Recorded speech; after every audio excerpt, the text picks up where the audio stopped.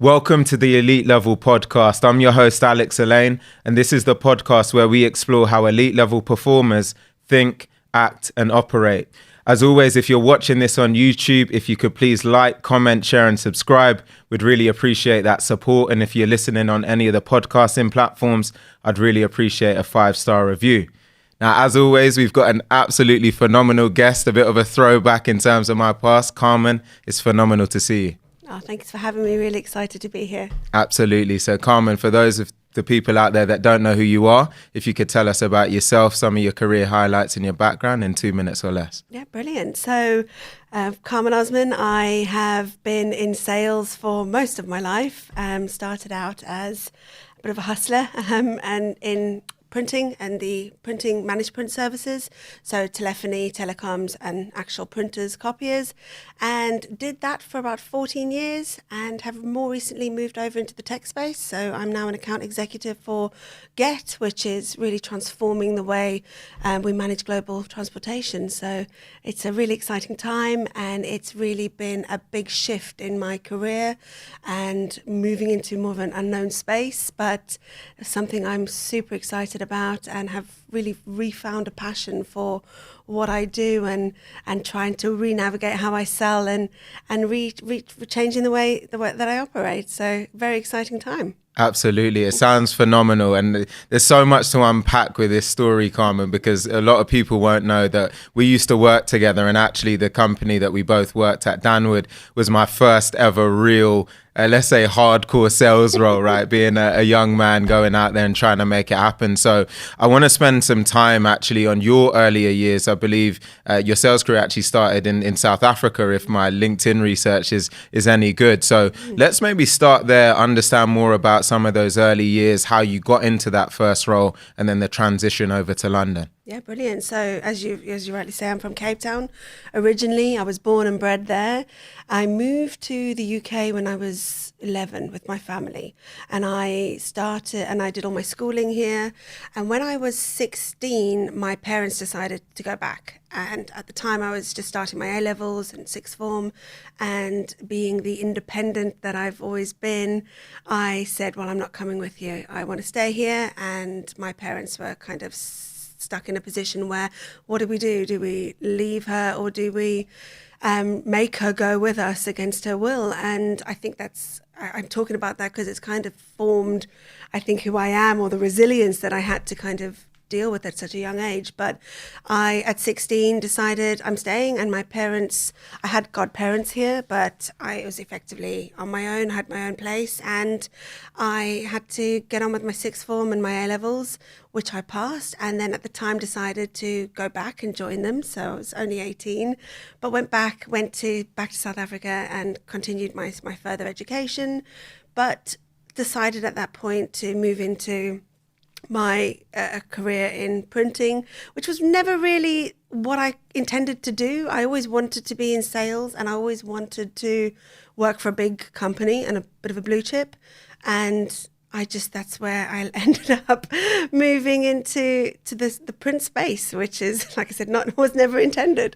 Hey, Elite Level team, appreciate you tuning into this week's episode. I just wanted to make sure that you knew about a live sales masterclass that I'm hosting on the 4th of June at a special venue in central London. So if you're an SDR or an early stage AE, we're going to be going through everything that it takes to be a best-in-class account executive. Everything from territory planning right the way through to discovery, role plays, and more. And I want to make sure that you are there. So be sure to visit www.elitelevelacademy.com. That's www.elitelevelacademy.com to make sure that you can book a call with me, schedule your ticket, and I'll see you there. It says a lot that you were able to take that decision, especially at that young age. How much of that did you feel was just innate in you from a young age? What was it specifically that allowed you to take that type of decision then? I think I've been reflecting on that quite a lot recently, and it's probably more of a defiance, to be honest. I've always been, I'm going to do things my way. I'm going to, it's always come from a place that don't take no for an answer, and I want to do what I want to do, and I will make sure that I'll make it happen. And I think as parents, being a parent myself now and looking back at that, I think, wow, that's a huge thing to have to decide. Like, I've always come from a really close family, and I have a younger brother and a younger sister, and they had to go, right, we're either going to almost lose her, because I was like, I'm staying, I want to do this, and I'm not ready to leave. And they made that choice. But I'd probably say it stems from a defiance initially, because I would come across quite defiant, but it's independence as well, and it's having that. I was like, right, I'm going to get on with it. Yes. Wow. It's fascinating. I often talk about this chip on my shoulder type of mentality I had when I was young, and maybe it comes from a different angle, but those types of things really channel a lot of energy, right? And it allows you to sometimes run through, as I often like to say, run through walls in a way. And it sounds like you were able to do that in your own way. So let's fast forward to that first role in printers and copiers. It's no surprise that, you know, starting in that world, there's a big reputation out there for it being pretty hardened, right, and a very intense environment. So help us understand more about your early experience being in that type of space. Yeah, as you say, like sales environment, a real hustle, male-dominated arena. There were no, I mean, I think I've probably worked with 2 females in my whole career span in terms of selling. It's super male dominated. It's a hustle. You're on the phones, you're knocking on doors. I'm 22. Just started working, never really been exposed to anything, and I'm knocking on doors every day. I'm literally phone at that point we were calling people through like Yellow Pages and getting canvas slips, but it was just hardcore grafting, and you're just getting doors shut in your face, people saying no. And I think, like, I talk about resilience a lot, but I think that's just what kind of made me go, well, don't really take no for an answer. And it shaped, I always knew I love sales. I love people. I love people. Obviously, I believe people buy from people, but it was just hardcore. You're on the phone. I think in the mornings we used to call, and in the afternoons we used to have to go and knock on doors. Yeah. And I did that for probably a year solid before I very quickly started to move through the ranks, but Wow. it was hard work. It's I can feel it as you're describing it. I feel like you don't reflect on it, do you? Yes, it's almost like reliving all of those experiences again. I want to get into the, you know, Carmen's mind at that time when you are facing those rejections, when times are really tough. You're looking around you. You mentioned being in a male-dominated environment. What was really driving you at that particular time in life, right? Because there's a lot of things coming at you in one moment. You've spoken about the defiance you had early in your life. Was that in itself enough to carry you through, or did you have to almost reinvent who you were to be able to survive or thrive in that type of environment? Yeah, absolutely. I think, you know, as a salesperson, I was reading something really interesting about how people who don't really have a sense of what they want to do tend to fall into sales, because sales, you don't really need a skill set to be in sales, but if you're good at it, you can really, you know, set yourself apart in that aspect. But I think for me, it was partly the defiance, but I just wanted to make a success of myself. I think when I was younger, it was really about earning money and status, and wanted to have a nice car and have a really nice place. And that for me was always my driver. It's shifted so much now, but it was just really my focus. And I just didn't take no for an answer. Like, if people said no to me, it was like, right, well, it's just a different angle, or how am I going to, it was just a different way of them saying, well, think of a different option. And I got successful really early, and I don't know if it was because I was a female in such a male-dominated arena that people never saw women selling what I was selling. And I think initially it got me into a lot more doors, and it got me a lot more traction. But I started seeing results, and just loved the winning the deals, really, and closing deals. I think that's what's always driven me, and wanting to be the best at what I did, and the most successful, and doing the most deals or the most numbers. That was initially my drive, and probably still is. Like, I always want to be the best.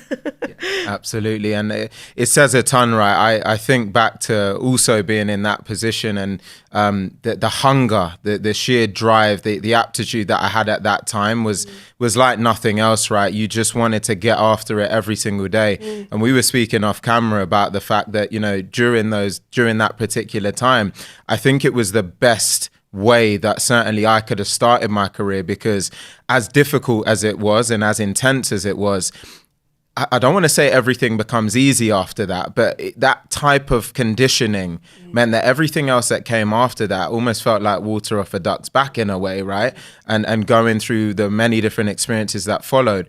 I'm curious, in your opinion, you know, the reality is a lot of people struggle to deal with rejection. They find it really difficult. And we look at the churn rates in sales, it's one of the highest out there. So why do you feel most people, or a lot of people, seem to find it really difficult to be able to accept those setbacks and then find a way forward?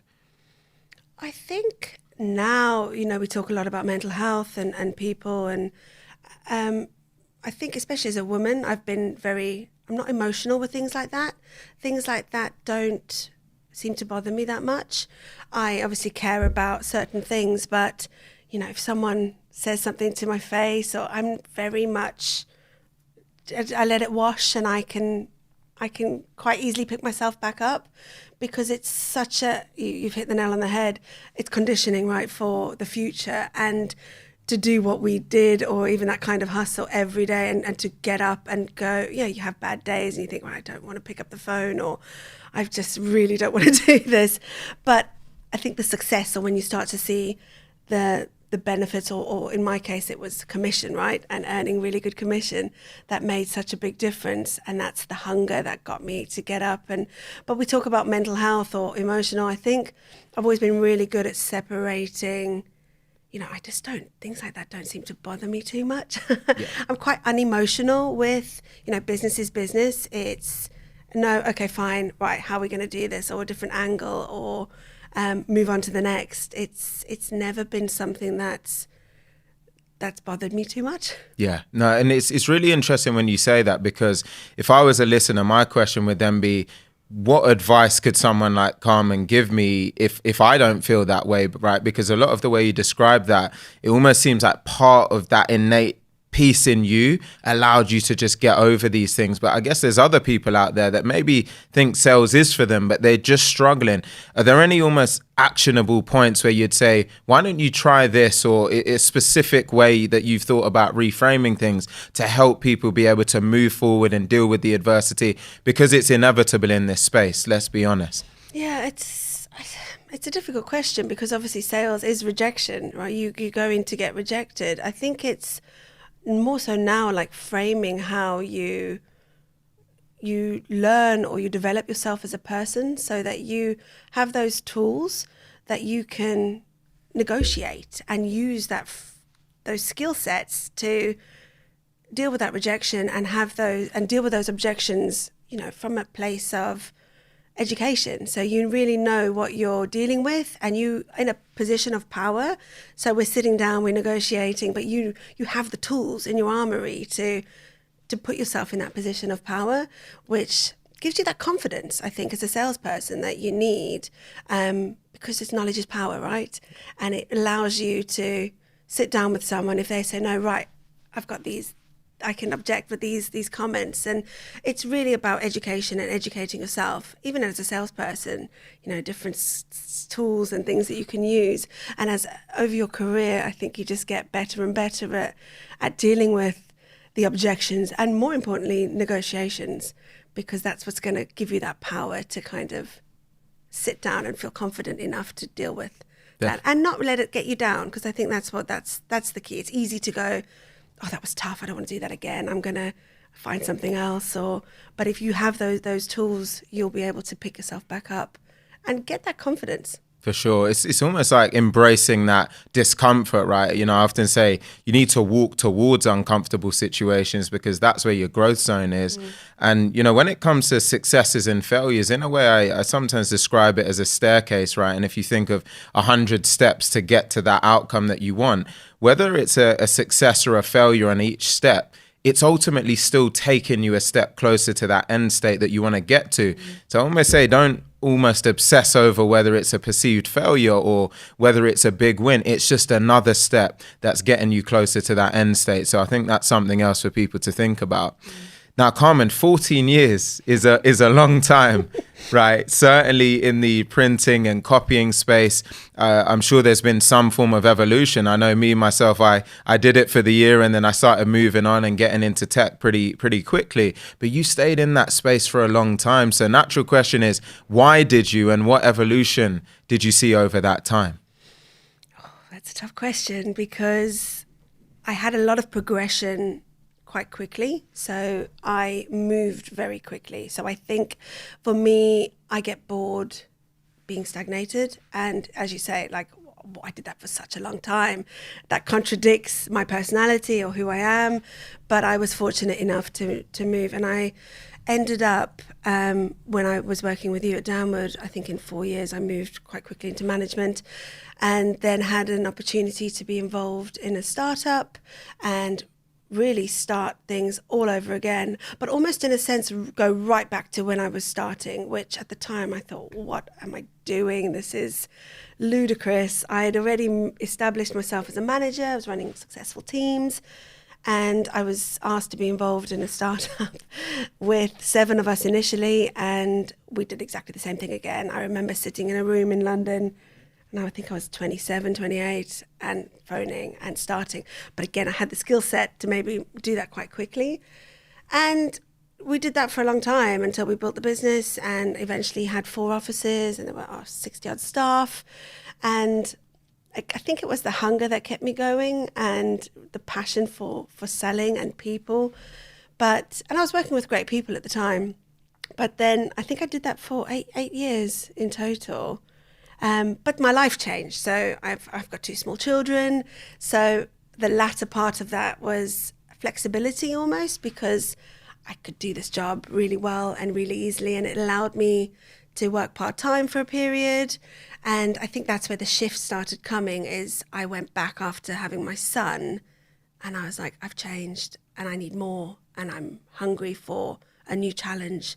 And that's what sparked kind of my next phase. But I probably then got almost bored in a sense. I was like, I don't want to do this anymore. I became conditioned to just doing it, and it suited my life at the time. But I was like, right, I need more. I'm ready for the next challenge. Wow, it's a fascinating story, and congratulations on the 2 children, by the way. I think since the last time I saw you, it was 0, and now it's 2, I believe. It's been a busy period. Absolutely. So massive congratulations on that. Now, you know, you've spoken in many ways about this shift that you went through when you look at almost the younger Carmen, who was, you know, driven and all of this drive and passion and energy.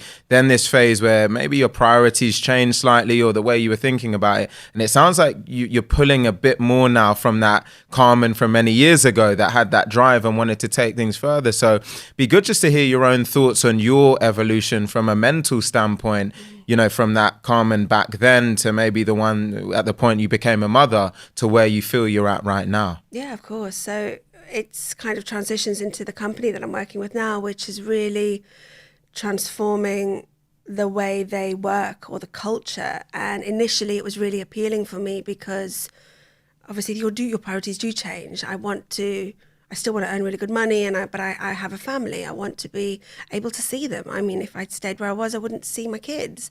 And I was leaving at 7 and getting home after 7. So for me, it was surrounding myself with people that I could really learn from, and a new culture in the way that the company I work with now is.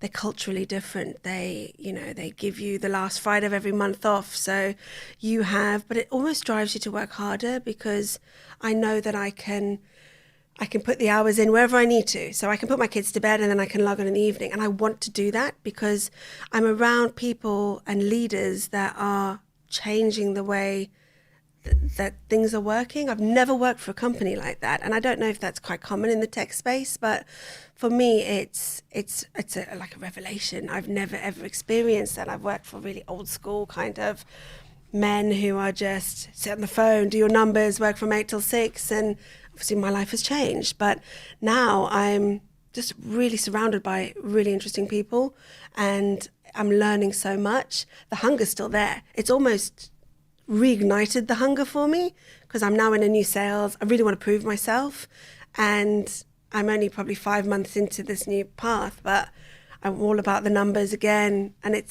but the learnings and what I'm gaining from it are really kind of giving me that drive back again, which is great. Yeah, it's really exciting. I mean, it's a new chapter, isn't it? When you talk about going into tech and then taking on a new challenge, sometimes people talk about the pace, right? It's fast moving, ever changing, ever evolving. I'm wondering for you how much of all of the experiences being in these hardened environments, very KPI driven, and all of that has really played into how you've been able to start in your new role, and when you start to look at your career ahead. I certainly feel it's been instrumental for me, but I'm really curious for you how much of that level set from the earlier years you think is going to play a key role in this next chapter for you. I mean, it's massive. It sets your backbone, right? It's that cadence. It's what sets you apart from people, or I'd say people who are doing well. It's having that structure. It's making sure, like, it doesn't matter what kind of role you're in. For me, I know the numbers, I know what I need to do. I've got that structure, and it's almost just picking up right. And I've learned really quickly in the last few months that it almost doesn't matter what kind of role it is. It could be anything. I've moved into tech, yes, but it could be any kind of sales role, but that structure's there. I know my numbers, and I'm just very quickly been able to get, and luckily I've got that discipline. So I know now what needs to be done, and I can do that quite quickly. So it's been instrumental, as you say, and I'm really enjoying, and I'm seeing results really quickly because of that, because I know what to do and how to do it to get results quite quickly. Absolutely. And the fundamentals don't really change, right? When you look at the core things that are going to be able to drive results and get you to that great position, I often say there's never really going to be a brand new magic pill or new stage of the sales process that's going to revolutionize everything, right? It's about mastering the fundamentals and then optimizing in many different areas to be able to drive up that, growth in performance. So a lot of what you're saying resonates a ton. Now, Carmen, you've gone from mentioning that you were running teams and being a sales leader, right, earlier in your career.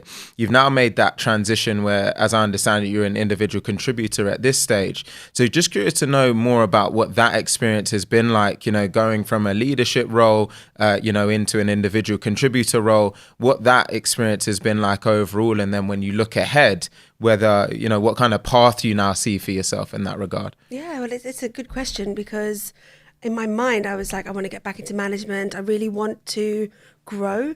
And that was a big focal point for me when looking at changing careers, that I needed to be with a company that had that kind of growth path for me, which is also why I chose the company I'm working with now, because they're global, they are growing substantially. We're looking to IPO, like there's lots of really exciting things happening within the business, but it's actually given me a window to learn, because I needed that to progress. So although that the pathway's there, I'm taking the opportunity now in the next year to really learn the industry and learn the tech space, because it is a vast world that I have no experience in. So although the fundamentals and the job, it's a completely new environment for me. So I'm using the time now to really get a good understanding of the industry, but that hunger for leadership has not gone away. I really want to,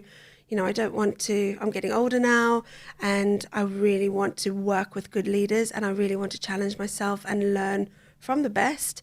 And it's exposed me to so much more by changing industries as well.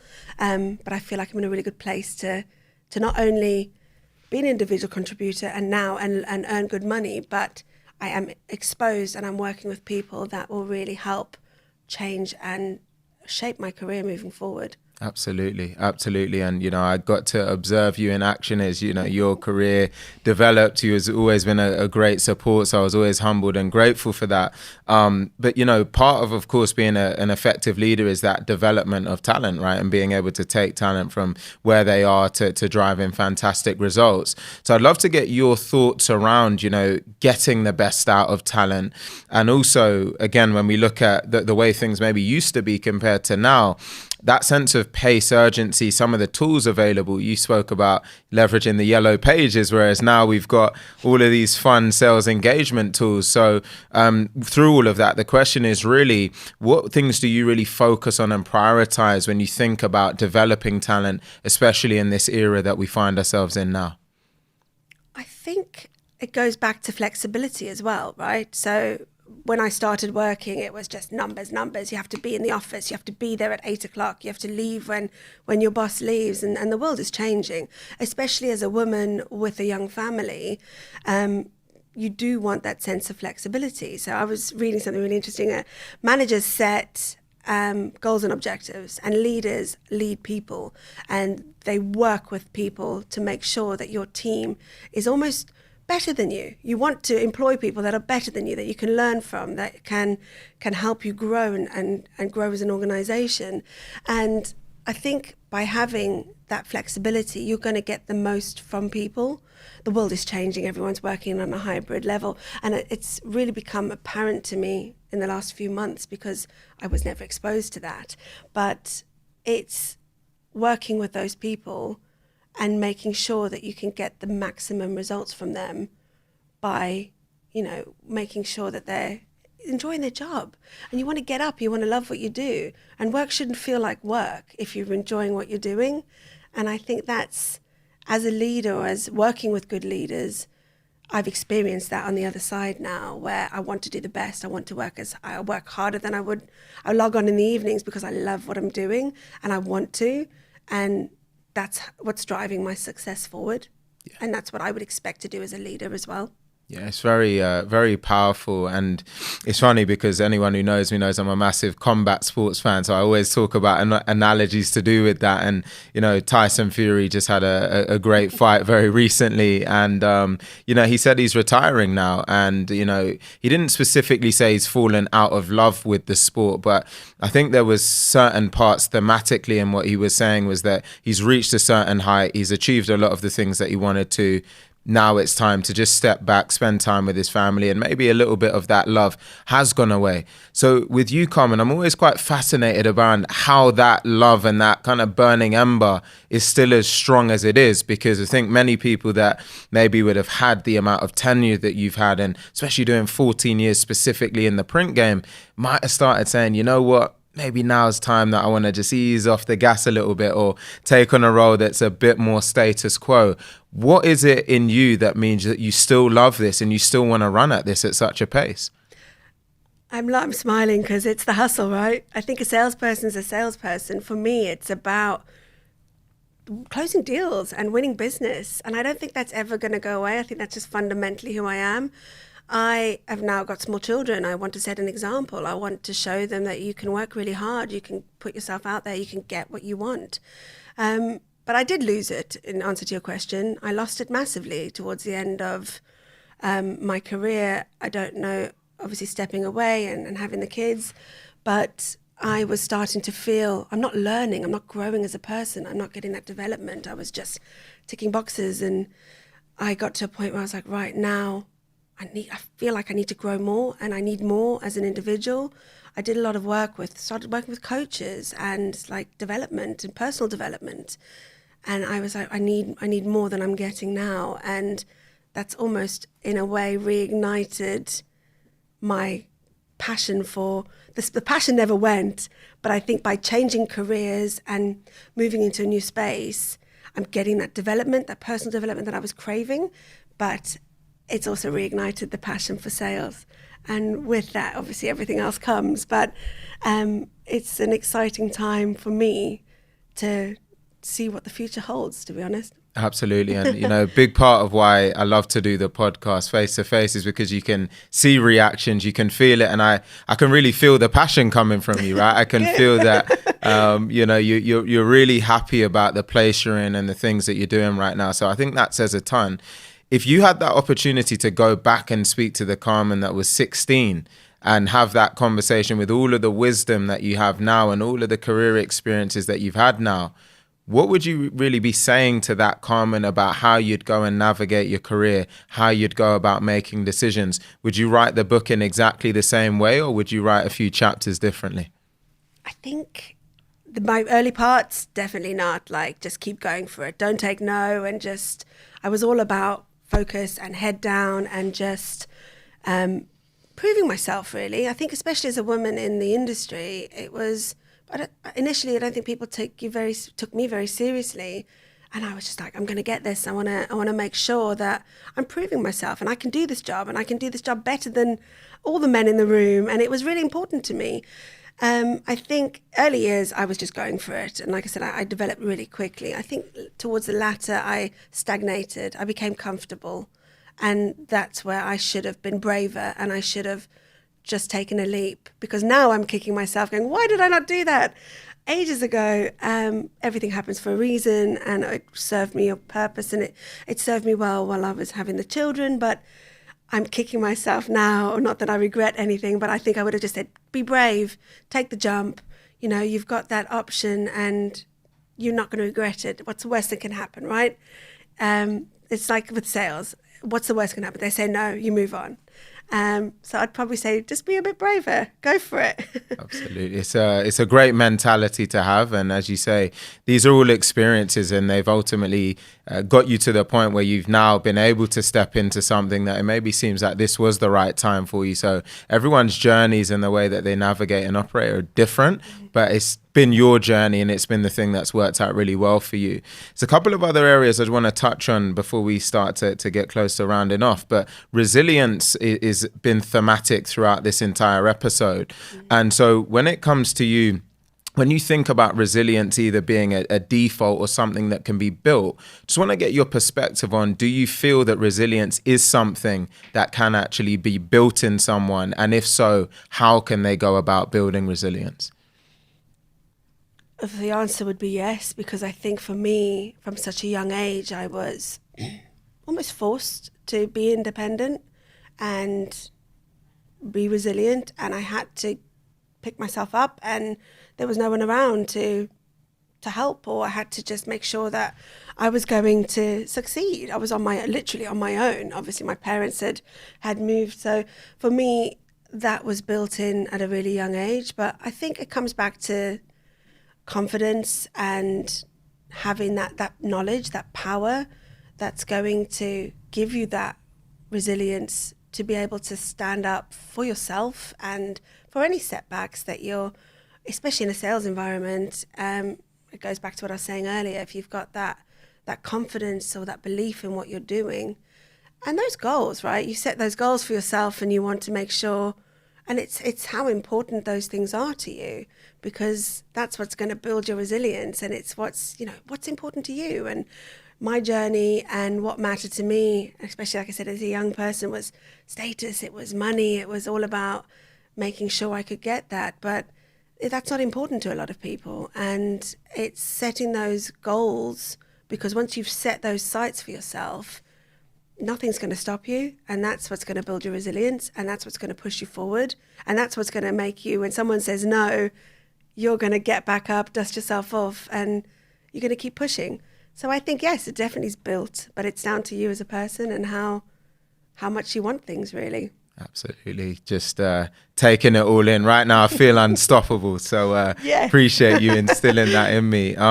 Carmen, just to round off on the last question here, if you've watched any episodes, then you'll know what's coming. But it's just to say, if you were speaking to any person out there right now that wanted to go from good to elite level in their career, what would your best piece of advice be to that person? I think I probably just touched on that, right? Set your goals and decide what's important for you, and don't be scared to just take that jump and be brave, because what's the worst that can happen? You start where you were before, you lose nothing. So I think it's be brave, be resilient, and push yourself forward as best as you can. And what a wonderful way to round off. I feel like I just had a reunion live on air here. So Carmen, thank you so much for coming down. There's some great wisdom in that. And as I say, it was great to relive some experiences from 10 years or so ago. So thanks again for coming down. To anyone that listened or watched that, I hope that you enjoyed this episode. Again, if you were watching it on YouTube, please be sure to like, comment, share, and subscribe. And if you're listening on any of the podcasting platforms, please make sure you give us that 5-star review. Really appreciate you tuning in, and we'll see you on the next one.